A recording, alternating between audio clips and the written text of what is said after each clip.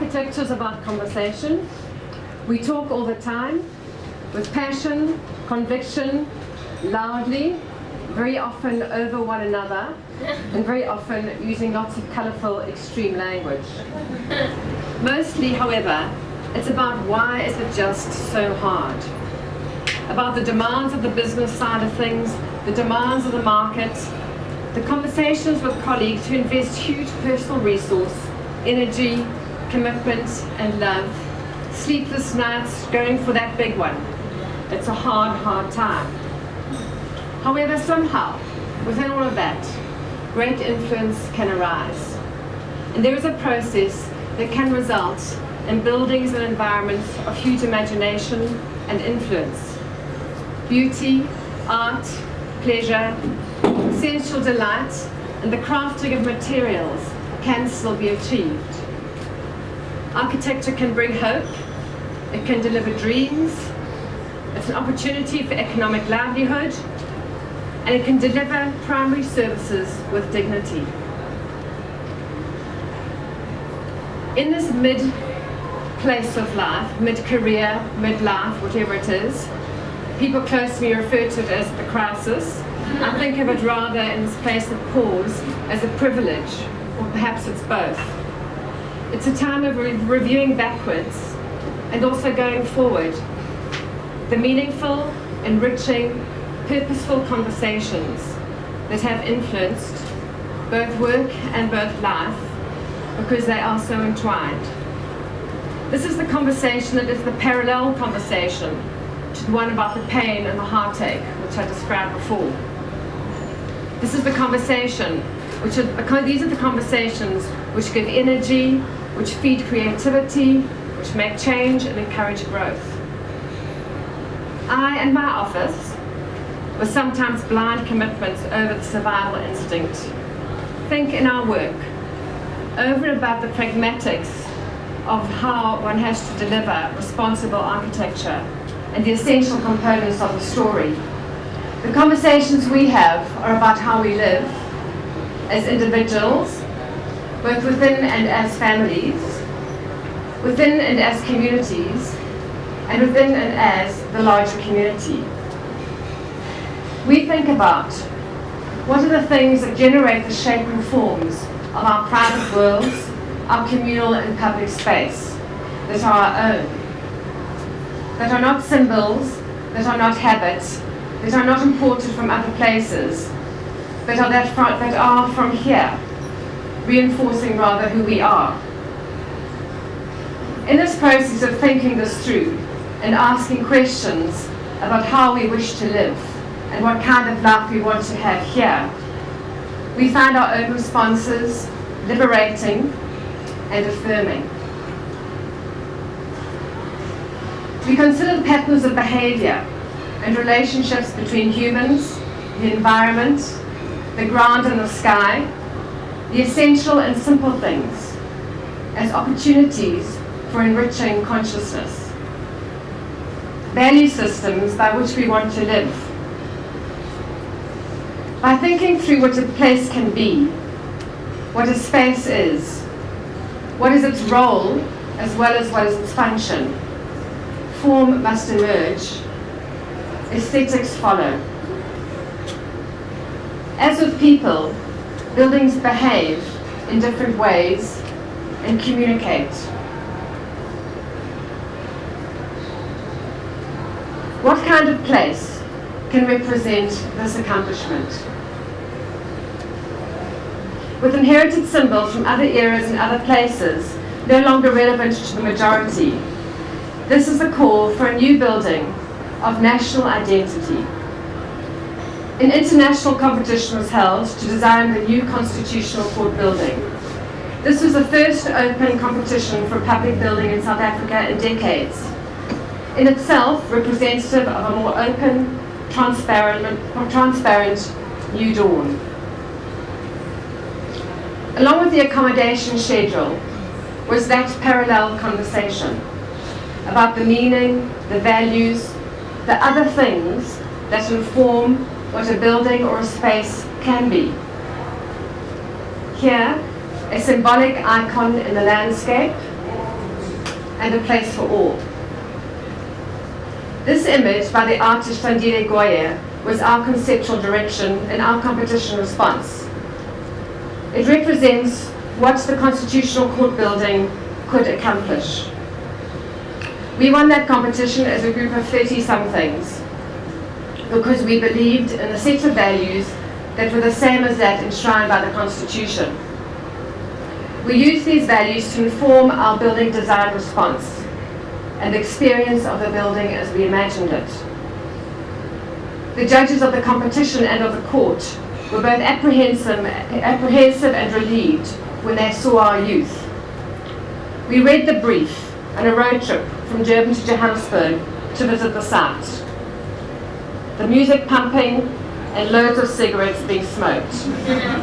Talking about that new brief, that other way. How were we going to respond? We knew we were going to win it. In the Constitutional Court design, the question in the design process was, how can urban design and planning and architecture contribute to and reinforce this remarkable social and political progress so successfully accomplished? How could a built intervention contribute to a national celebration of this accomplishment? The site was in central Johannesburg, between prisons, Hillbrow to one side and Braamfontein Office Park to the other. In a site of prisons known as Section 4 and 5 prisons, where Mahatma Gandhi, Nelson Mandela, Winnie Mandela, Joe Slovo, and many other apartheid struggle heroes were incarcerated at some point. This prison was only closed down in 1983. It's completely separated from its surrounding environment. The only place from which I can have access is from the high-rise buildings around, where you can see into the flats, and from where you can hear the screaming that formed a part of the night sounds of this environment. The first moves that we did in the response to the competition was to form connections across the site, connecting the communities on both sides. A building had to be demolished over here, the awaiting trial prison, to make place for a building. We made it a place to gather, a previously illegal activity. The site we located here, embedded between the prison buildings. We placed in that public square that we had made, we placed in that public space that newly had been made, the altar of the Constitution, the court chamber. Above it, a floating, sheltering roof, being a mediator between ground and sky. In order to achieve integration and not to make a monumental building, and to reflect a whole being achieved by contribution of the parts, the building was made up of many smaller components.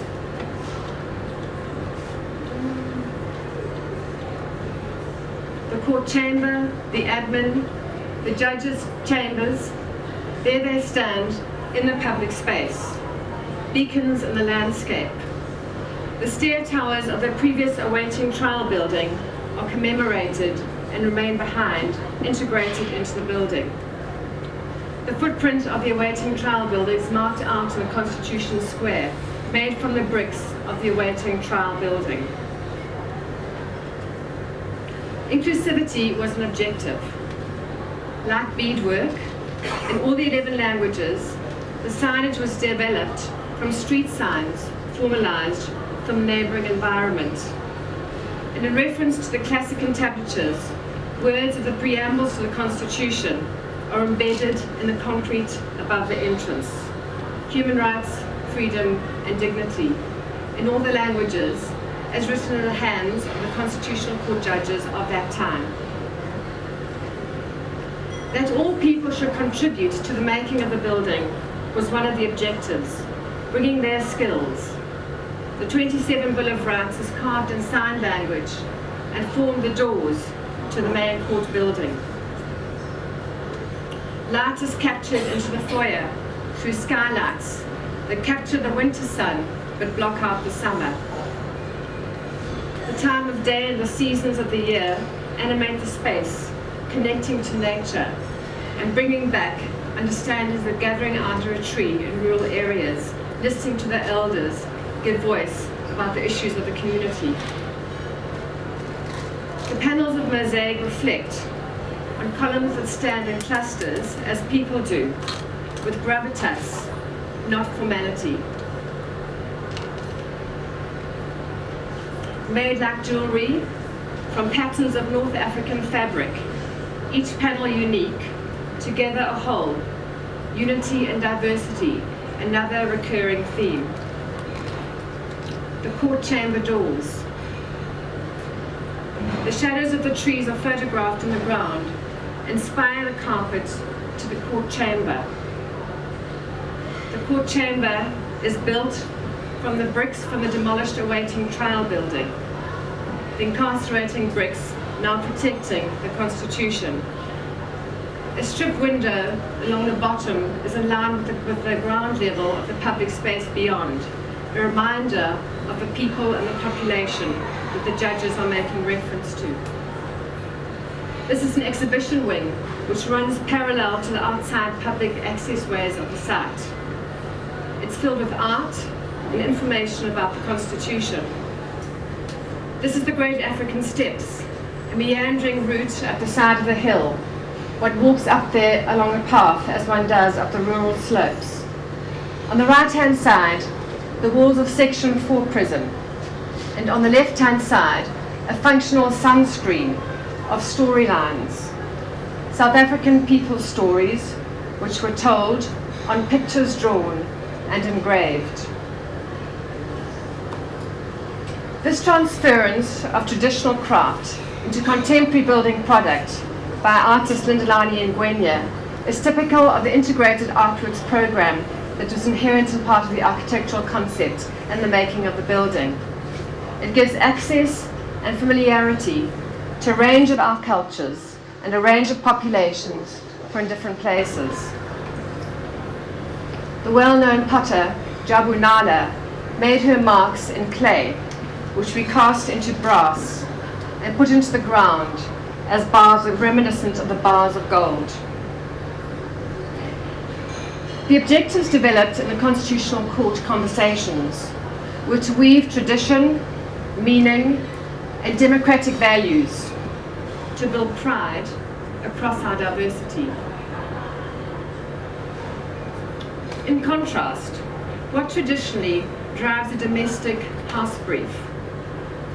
A brief is typically a set of rooms with sizes attached and descriptions of functional requirements, and very often a pile of we likes torn from lifestyle magazines.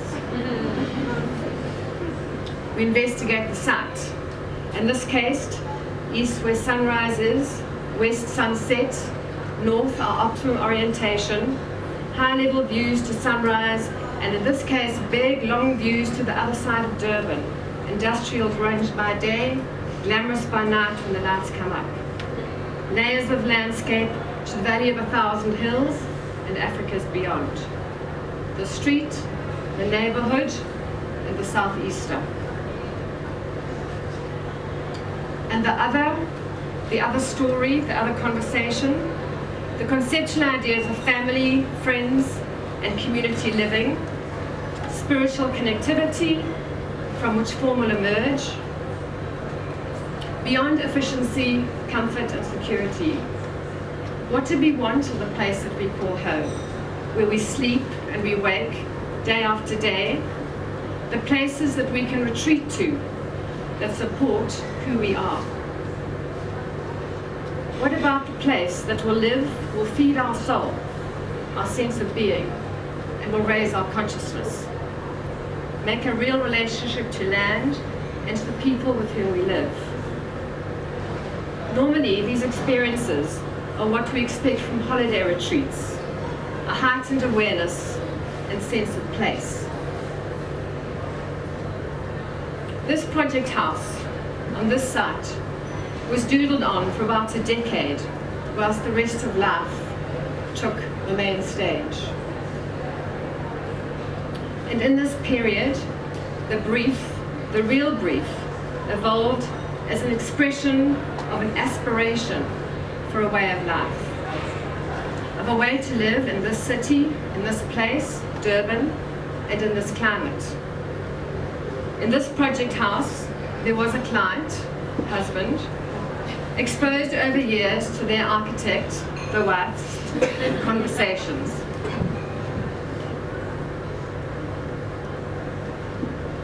The rhythms of the day beginning and the day ending. The regular calls to prayer floating over. The seasonal changes as the shifting sun changes its angle. Mitchell Park peacocks, hardy-dars. The monkey roots mid-morning and mid-afternoon. A description of a living, rhythmic, light urban, multi-layered experience, not to be blocked out. We locate ourselves both on the plot and in the same wide open. We are right here, and we are in the wide open, part of the world. We build a fence where we need some edge, just simply a fence. To the street, a bench, like in a park, long for lots of people, the size of the site. And we build those containers where we need to store our stuff and place them in such a way as to not to block out the outside. A scullery, a pantry, a cloakroom. And we set up our tables and chairs and we live in between. Needing some shade, a canopy roof is above. It does what a tree would do in the park. We move from under the shade to out into the sun, a direct response to climate. A new horizon tracing the surrounds of the site with a new horizon of the canopy edge. Doing our different things in this in-between, connecting to the landscape, living in a park. The canopy above is another place to go to be private and for private. Two separate worlds. The upper one is dark, as the dark shadows of the surrounding mahoganies and wild fig trees.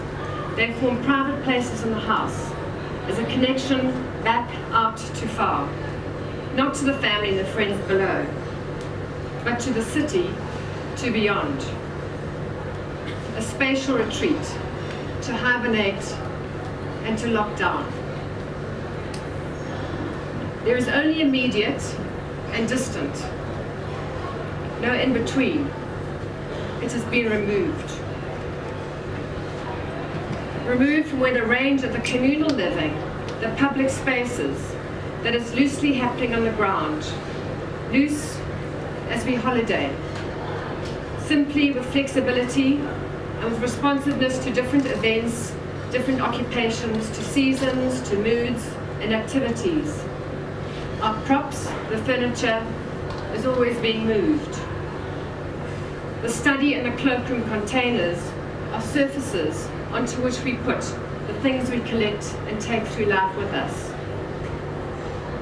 As a family, we are a community, living collectively as independent, autonomous beings, all busy with separate activities in one singular, continuous space.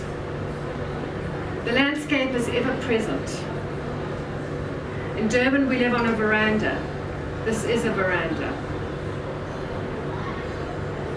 From vast landscape to cocoon, the spatial relationships of togetherness and apart togetherness, as we inhabit our private and our shared spaces, are very direct experiences.